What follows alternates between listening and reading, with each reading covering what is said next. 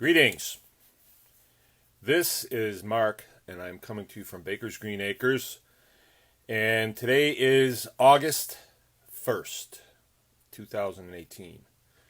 And I tell you what, I am really psyched about what I'm going to tell you about, and I just want to get it out while I can. So I'm sitting in my office. It's a beautiful day out. My office is just this, it used to be the chick brooder down here in our maintenance shop, which used to be where we had baby pigs. And I got something to brief, and I want to set it up a little bit. Easter time frame, I was home at where my parents are from in Massachusetts, or where I grew up in Massachusetts, and my nephew cornered me. And he says, I wanted to talk to you about your farming enterprise and your career and things like that. And I'm going to figure out a way to link to the video that he made last night. He is a high school phys ed teacher. He went through a master's program, pretty smart about this kind of stuff, and he started up a business called The Potential You. And the way it works is if there is somebody that needs to make a lifestyle change, you make a phone call to him, and then you talk about it, and then you enter into the program, and then every week he puts out a new video. And then you watch that video, and it can be an hour, 2 hours long, depending on the subject. And then later in the week, you get together online, right? Sort of like this. Only the difference is, instead of just seeing my face in the middle, you would see all the faces of all the other people in the class around it. And then you discuss the subject matter of the video. I'm making a video. People always interrupt me. No, I've got a plan to foil that. So he's been doing this for a while, and he's had tremendous results. Tremendous results. That's what it is. People are paying him for his knowledge of how to make a lifestyle change and get results that they can see in the mirror. It's mostly from nutrition and lifestyle, right? And a lot of people don't know this stuff. It wasn't passed to them, or they got a little too caught up in their jobs, or they too caught up in life in general and didn't take care of themselves, and it affects their psyche, and they're not enjoying life and stuff. And so my nephew Matt Travis is helping them to come back to a place where they can kind of make a fresh start. So the way he saw it was that most of the lifestyle changes have to do with nutrition. The problem is, as many of you know, it's hard to find nutrient-dense food. And if you do find it, usually somebody has jacked the price way up and made it a little difficult for you to get. And then when you get it, you're not even sure if it is what they say it is. And sadly, that's the state of our affairs now as humans. I believe it's changing. I really do. So what he thinks and has impressed on me is maybe the next phase of a lifestyle change would be to change your environment. Change the environment around you. Like if you quit eating from convenience stores, you don't go hang around in convenience stores if you're not buying big gulps there anymore. So he was talking to me about teaching farming, right? And farming is different than what you might think it is. In the commercial world of farming, as I've told you, it's piecework. As many chickens as I can produce, it's going to equal, X amount on the bottom line. And that's my goal, is to produce as many as I can. Don't look at anything else. Don't look at my kids. Don't look at my wife. Don't look at nothing. Don't look at the state of the union. Just produce chickens or pigs or cows, whatever it is that you're doing in the commercial world. And as many of you know, we've transitioned to the homestead model where I'm living on a farm that was a commercial farm, and I'm not commercial farming anymore, though. So I'm not relying on the farm operation as my primary source of dollars, because we need dollars in this world. I'm not working off the farm yet. I've looked at it, and that's part of the story that I want to tell you too. I've gone and I've made applications at places and stuff, and I've looked at places of employment, and I don't get a good feeling about it. I don't get a good feeling at all. And more and more, as I've met with Matt, we do video conferences, I have realized that probably this is where I belong, because this is what I've poured my life into for the last 15 years here on this farm. And even when I was active duty Air Force, I had a small farm in Montana, a 13-acre place that I was way more interested in that than I was in the nuclear mission. I can tell you that. It's just the way it was. It had my interest. I was passionate about it. The nuclear mission, not so passionate about. I was paid to do it, and I had to do it, but I wasn't all that passionate about it. I didn't see it. For instance, I would be out in the field, in the missile field, for 3-4 days at a time, and I would just yearn for the opportunity to get back to my little farm and be with my wife and kids and lean my head up against this goat that we had. Her name was Honey, and milk her. And it just felt like this is where I belong, with my hands on an animal and drawing nutrition out of her, and, in bare feet. So anyway, it sets my mind to thinking about all the things that we need to survive in this world. So as we've transitioned into homesteading, I have realized that this is something that needs to be passed on. And it's not just something to show your friends. It is a lifestyle change. Homesteading is a lifestyle change. Guess what I didn't do last night? I didn't sit in front of the TV and eat a half a gallon of ice cream. I wanted to.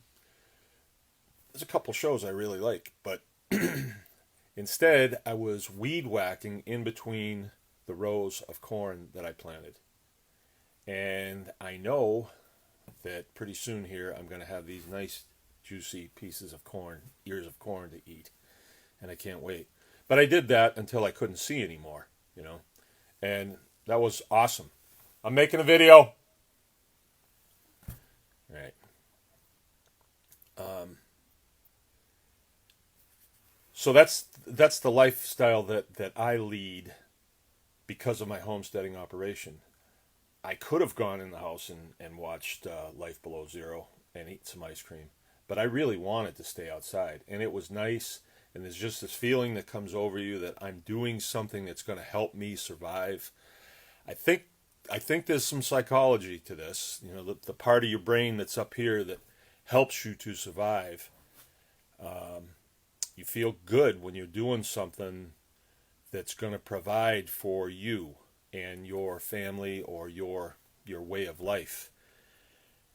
So, what we are working on right now is a series of blocks of information that I am building right now.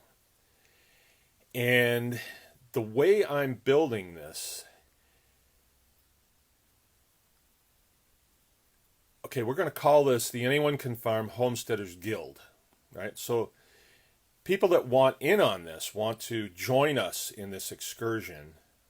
Matt's going to be with us. He's going to be kind of the health guy. He's going to be taking the first class. Towards the end of the week, there'll be a place where we can sign up. You can sign up. This is going to launch on somewhere on or about the 1st of September 2018. So we got a whole month to nail down the details. And, people might be saying, well, the growing season's just about over. Okay, the way we're gonna form this up, and this came to me many, many, many years ago. I used to be called, I was a Boy Scout, and then like in the 70s and 80s, they would have called me a survivalist, right? And it was, I don't know what it was. I don't know why I was like that, but I would always have these scenarios play out in my mind. Like, let's say I was on a raft in the pool. I would think, what would it be like if I was in the middle of the ocean? You know, I would think about that, and so I would go down that avenue. Or when I first started gardening on my own, I probably would have been, I probably would have been 30. I would think, what if this is all I had to eat? What if there wasn't a store down the road and I just had, this is it. I had to produce my own. So I'd go down that road, And, you might think that I'm using some psychology on you. No, I'm using imagination on you, I am privileged to have 2 little boys in my house, and I watch them use their imagination every day. And it's fun. It's really fun to do that. But we have to do that too. So in the lifestyle change, I'm gonna ask you to imagine. All right, somebody called me, so I'm going to ask you to imagine you have just come across the ocean and set foot on Plymouth Rock. Okay, we all know that story. So, did they tailor that journey so you would get there when the growing season began? No, you were leaving something and you were getting out of there. You might have landed at Plymouth Rock. You might not have been the first one to get there, and maybe not even in Plymouth. You could have landed in Jamestown, but you may have landed there in December. But you wouldn't sit there and wait until the growing season begins. You would do something. Which leads me to my next point that I think is going to be kind of the hallmark of this Homesteaders Guild will be what Ralph Waldo Emerson said. He said, if you do the thing, you will have the power. If you don't do the thing, you will not have the power. And it sounds kind of weird, but if you think about it, I could direct you right now to Baker's Green Acres YouTube channel, and you could see a lot of videos that I've put up with the help of my wife and kids of things that we've done here on our farm. So I'm not just telling you about, butchering pigs. I've done it. I've done it a lot. I've not just butchered pigs. I've gotten into the whole hanging prosciuttos, making dry cured sausages, and I'm just getting started. There is so much that a person can do, and we were not really able to do this when we were in the commercial model because we were so busy doing piecework. We weren't able to experiment on the things that we wanted to. But now we can. So when I launched this, or we launched this on September 1st, 2018, it's the beginning of a journey, right? We're not going to have a curriculum that we're going to teach and then hit the replay button. That's not going to be it. This is a journey that you can take with us.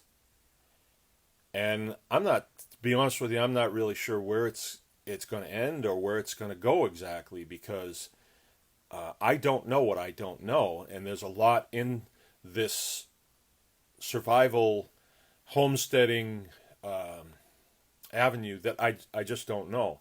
I have friends out there that are going to see this video that have jobs, and they got a homesteading operation on the side, and they would come to my place and they'd see all the facilities that we had to do our commercial farming operation and they were in awe of it, and they wished that that's where they were, so they didn't have to go off to their job every day, and they could just stay home and do their thing. Well, it's not all it's cracked up to be, and I can tell you that it in a lot of ways, it's kind of a ball and chain, because it prevents you from doing the things that that might interest you further on down the road, because you've got this goal that you have to meet constantly, and then enter in, regulatory agencies that are trying to push you in a direction of industrial farming, which, oh, by the way, ain't doing so good lately, if you haven't noticed. But I'm not here to slam them. I mean, they made their choices and they can live with it. But that's not what we're even talking about. We're not going to do that. We're going on an adventure that would be a lifestyle change, an environmental change, and an exercise in expanding your mind to places that you didn't even know were there. A lot of people watch my videos, and I think I take you on a trip with me. But now I'm going to guide you into that whole world of homesteading. And you may be saying, well, I live in an apartment. Well, you're not always going to live in an apartment. You can gain this knowledge now, and, oh, by the way, while you're in the apartment, you can do the thing. It may not be like your neighbor would be doing, that has a quarter of an acre of yard with daffodils in it that could be transformed into tomato plants, but you can still gain the knowledge. You can still get in on the conversation. I mean, I was talking about deer hunting a long time before I ever hunted a deer, and now that's in my past. I am not even interested in deer hunting anymore. If I'm homesteading, I don't really need to do that. I don't really like deer meat, so that might be sacrilege to some people to say that. I could have my glasses on and read these here. Matt Travis, it's time to get back to our roots and build a legacy and understanding of how to grow and sustain ourselves. Probably, it says read more, and I know if I touch that, I'm going to knock this thing over. A little bit about our family. Matt is my nephew. He's my sister's son. We come from a long line of sheepdog type people. And what I mean by sheepdogs is we are servants of other people. And a lot of times we're rescuers of other people. My father, when he was, I got a picture of him right here. Keep it on my desk. When he was a young man, he's the guy on the back of that elephant right there. He was in India. And while he was in India, there was an incident. He was a flight engineer on a C-47, which is a cargo airplane. And they had the airplanes lined up on the ramp. They had them close. It was a small airfield, and they were flying over the hump, they called it, over the mountains over into China. And it was a really tough flight, and C-47s didn't fly that high. So they were losing crews. It was a tough time. And the airplane that he was working on was his airplane. He was doing some things in the cockpit. And the plane next to his had been loaded with 20 500-pound bombs. And they were on pallets. They were going someplace else. And then the next plane over from that burst into flames. And they used to wash airplanes down with gasoline back in those days. So it burst into flames, and he got out of his airplane, went to the next airplane over, started the right engine, and taxied it just out of harm's way. And that plane, the one that was burning, engulfed in flames at that point. Not a single person was hurt. But the bombs back then weren't like the bombs now. And if they were sitting in intense heat like that, they would have gone off. And 2,500-pound bombs would have made a parking lot out of that base and the 4,000 or so men that were there. So when he did that, when he got out of his airplane, ran to the next plane over, there was a bunch of people that were running the other way. They would have never got away from that blast. And so he was awarded the Distinguished Flying Cross for that. And it's a very high award, and he was very proud of that. And I'm proud of him for doing that. And I wouldn't be here either because he would have been blown to bits too. A lot of things like that. So that's where we come from as people. That spirit, that sheepdoggedness. You all know that there's wolves out there for sure, and then there's just sheep. There's people that just gonna go along and be sheep, and they'll still continue to eat the ice cream and watch TV and stuff. But to transition yourself, you have to put some effort into it, and this guide service will help you do that. Let me get back and that blood runs in Matt Travis's veins, and he's there to serve. He is definitely a servant. He lives for it. And quite a few others in our family are like that. And I could see down the road where this attitude, this program, this way of thinking could expand, and there could be opportunity for many others to participate in this. Okay, getting back to the Mayflower thing. Okay, we're going to be stepping off the Mayflower September 1st. And there's going to be a group of us together that are doing it. We're going to have to decide what we're going to do. And where it's not just one guy that's going to be saying, you do this, you do this, you do this, and everybody else just stands there. There is going to be direction, but there's going to be input from the other people. Like, well, back in, where I'm from, we did it this way. Oh, okay, we didn't think of that. Let's give that a shot, or let's give that some consideration. So that's why we wanted to call it Homesteaders Guild, is because this isn't like I'm writing a book and saying, here you go. This is more like, okay, I'm going to present to you what I know, and then we're going to talk about it. And in the course of that, you're going to be able to tell me what you think, or, hey, did you consider this? Or it's a guild. And I fully expect that there's going to be people that go through this that far excel where I'm at, because I have limited talents in these things and limited imagination. And I kind of like to go as far as I like to go, and that's as far as I like to go. That's just the way I am. So I believe that there'll be other folks coming in on this that will take it even further. And that's what it's about. It's a guild. It's a guild. We want to make a difference that is tangible and that will have an effect long after we're gone. Here's one of the places I got started. When I was a little kid, my grandfather, who was an industrial arts teacher at Boston High School, he was a simple guy, smoked white owls, and he was retired by the time I can remember him. And they had a house in Hyde Park, Boston, and it seemed like a huge place, but I bet you it was just a city lot. And he had a small house on it, well-kept driveway, well-kept little garage, and then he had his garden. But in that garden, as I remember it as a kid, there was wildlife in that garden. That we seen a snake in there when I was a little kid.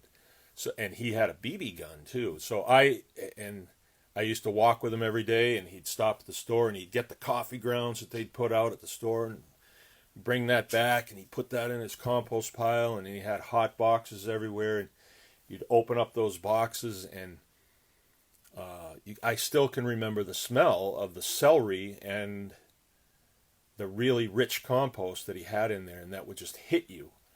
And all the food that my grandmother would put up, she had a huge pantry, and she would can and all that stuff, and it was everywhere. It was like a mosaic of stuff that they just created off of this. And I don't think they bought anything from the store.